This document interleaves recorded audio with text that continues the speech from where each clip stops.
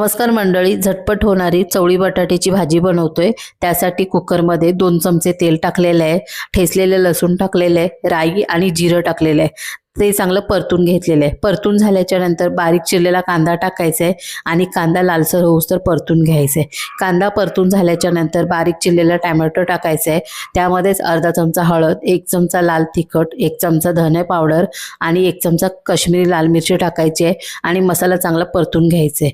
त्यानंतर वाटप टाकायचं आहे कांद्या खोबऱ्याचं, तेही चांगलं परतून घ्यायचं आहे। जोपर्यंत तेल सुटत नाही तोपर्यंत मसाला चांगला परतून घ्यायचा आहे।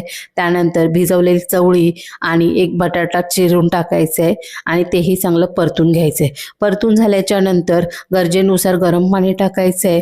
त्यामध्ये चवीनुसार मीठ, बारीक चिरलेली कोथिंबीर आणि थोडंसं गूळ टाकायचं आहे आणि सगळं मिक्स करून घ्यायचं आहे। मिक्स करून झाल्याच्या नंतर कुकरचं झाकण लावायचं आहे आणि त्याच्यात 2 शिट्ट्या काढून घ्यायच्या आहेत। 2 शिट्ट्या झाल्याच्या नंतर थंड झाल्यावर कुकरचं झाकण काढायचं आहे। तयार आहे आपली चवळी बटाट्याची भाजी।